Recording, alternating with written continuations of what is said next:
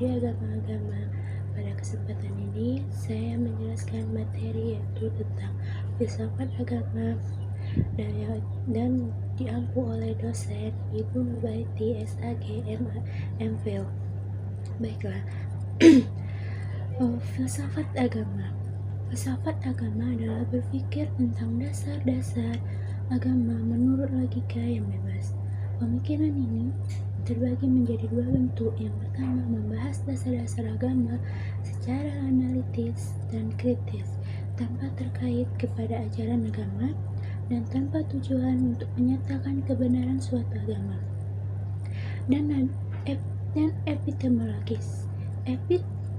Epistemologi adalah cabang filsafat yang berusaha mencari hakikat dan kebenaran pengetahuan atau juga metode sebagai bertujuan mengantarkan manusia untuk memperoleh kebenaran atau sebagai sistem yang bertujuan memperoleh realitas kebenaran pengetahuan itu sendiri. Sedangkan dilihat yang bertujuan memperoleh realitas kebenaran pengetahuan itu sendiri, cara memperoleh pengetahuan terhadap dua teori, yakni empiris dan rasionalisme. Menurut teori empiris, pengetahuan diperoleh dengan perantara pasca indera. Sedangkan menurut teori rasionalisme, pengetahuan diperoleh perantara akal rasional.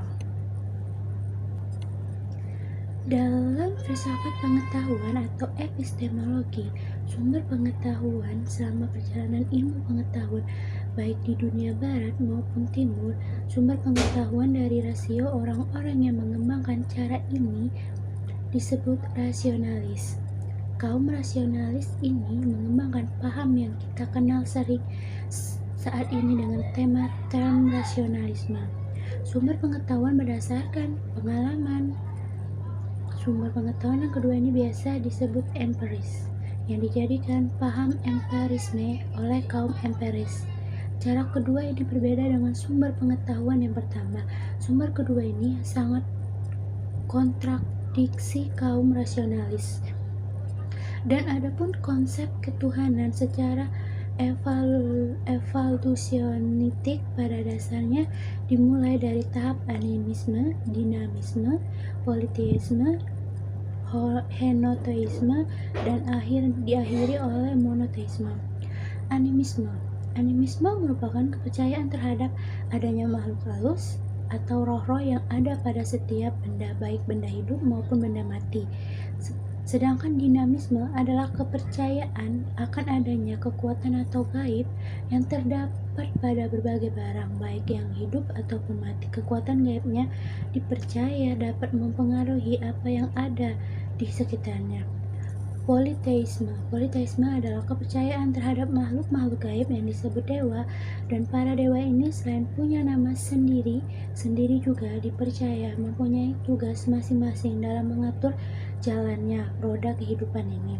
Sedangkan henoteisme juga sama dengan percayaan politeisme, yakni percaya adanya pada dewa, tetapi dalam henoteisme, dewa yang dipercaya adalah dewa terbesar sebagai pelindung dari suatu bangsa tertentu. Oleh karena itu, dewa ini disebut dengan dewa nasional. Monoteisme adalah kepercayaan yang menganggap Tuhan itu hanya satu, Dialah yang mencipta, memelihara, dan kemudian menghancurkan alam semesta ini. Dia adalah penguasa tunggal yang berbeda berasal dari luar semesta ini. Teisme adalah paham yang menyatakan bahwa alam terciptanya Tuhan yang tidak terbatas. Antara Tuhan dan makhluk sangat berbeda. Menurut teisme, Tuhan di samping berada di alam atau imanen, tetapi juga jauh dari alam transenden. Deisme adalah paham yang menyatakan bahwa Tuhan berada jauh transenden dari alam ciptaannya. Tuhan menciptakan alam, dan sesudah alam diciptakan ia tidak memperhatikan dan memelihara alam ciptaannya lagi. Panteisme adalah aliran yang menyatakan bahwa seluruh alam ini adalah Tuhan dan Tuhan adalah seluruh alam.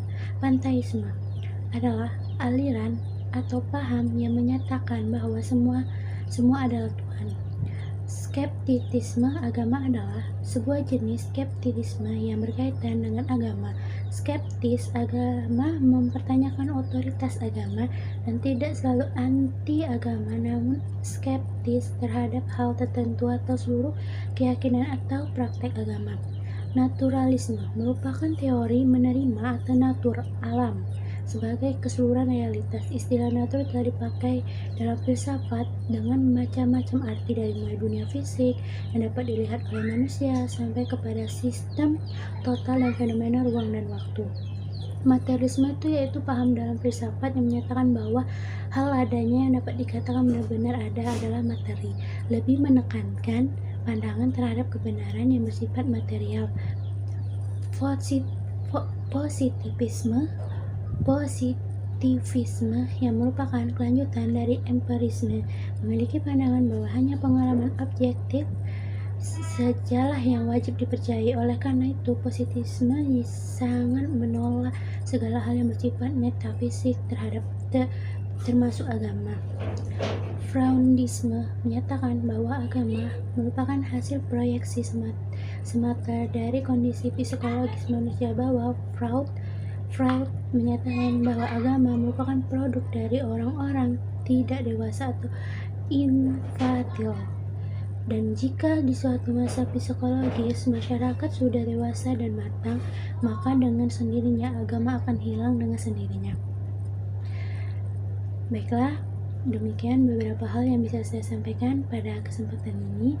Saya mohon maaf yang sebesar-besarnya apabila ada tutur kata maupun tindakan yang kurang berkenan bagi semua penonton. Terima kasih. Wassalamualaikum warahmatullahi wabarakatuh.